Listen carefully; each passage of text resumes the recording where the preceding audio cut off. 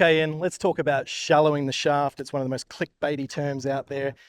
10,000 million searches on YouTube over and over again of people trying to figure out how to get this thing shallower. We see the professional do it. We see far too many amateur golfers get here, but you've got a drill for us today, which gives us a great feel and understanding of what actually shallowing the shaft entails. And it's not necessarily based on a manipulation or something that's really forced in trying to achieve that, correct? No, today we're going to look at how to do it nicely, let's just say with good sequencing in transition.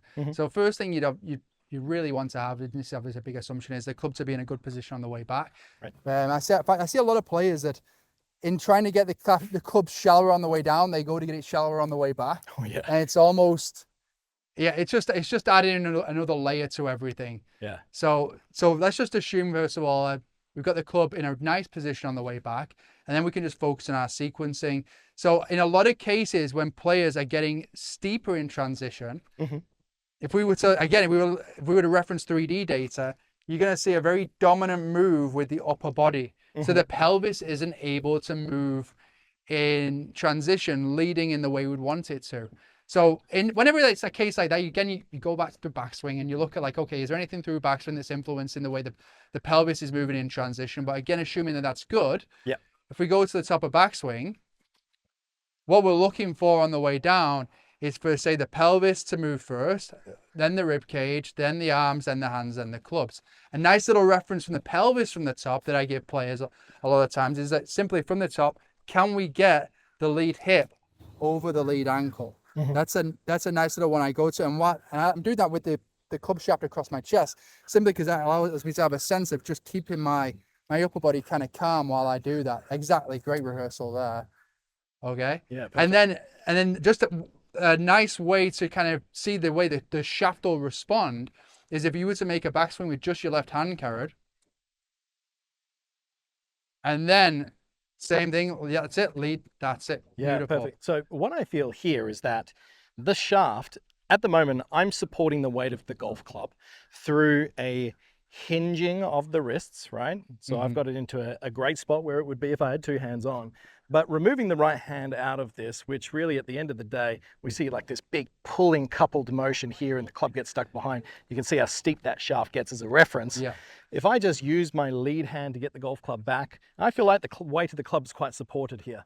If I am then looking at the sequence of what happens and I have that shift of pressure where my lead hip is going over my lead ankle, as we've seen, now the weight of the head of the club will naturally begin to shallow that, coupled with the fact that I'm shifting and rotating my lower body into position. Now you can see all of a sudden it's fallen behind me. It would be very, very, very unnatural, forced and mechanical for me to get to the top here and then go, that's actually hurting me to do so.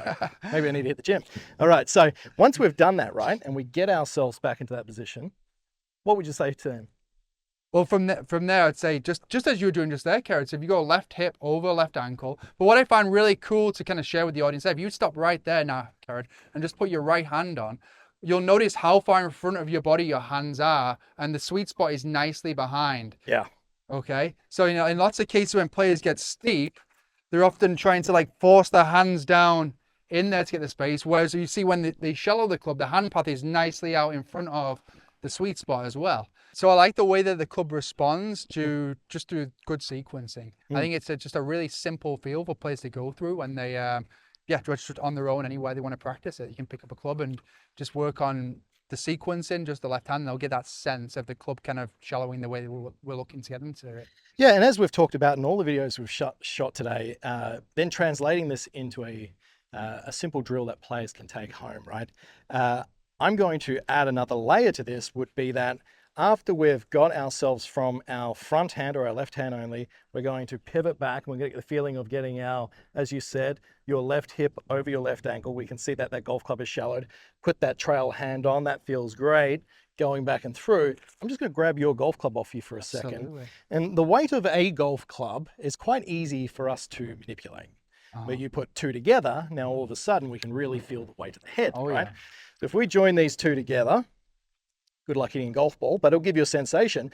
Then you get into that backswing position. You get the same sensation of that lead hip moving over the trail ankle. Well, the weight of this, right, is just falling beautifully behind me. We can see how the arms are now unloading, as we talked about in a previous video. Now I'm back into a spot where this elbow is more in front, creating space, which is going to help with that compression.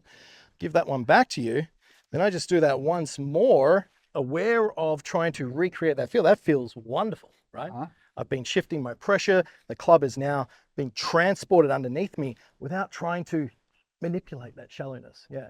So how would you say that that drill there with layering the two clubs kind of fits in with the lead hand only? Well, I love that, because I just think then by increasing the mass, you're increasing awareness. So you're putting more, the player's going to have more awareness and put more attention on what the clubs are doing, simply because they're feeling it more. So I like the simplicity of it. And when you were doing it, you were moving well. And that's what matters to me when I'm working with a player. It could be anything, but if they do it and it looks like it's helping, it looks like they're moving well, then it's going to be good for them. Yeah, this is a fantastic feel drill. I haven't really seen this one before in regards to leaving it up there specifically and then focusing on that lead hip over the lead heel and how that golf club then responds, then doing it with two hands with a heavy object or a normal one. All right, let's hit this down there and see how it comes out.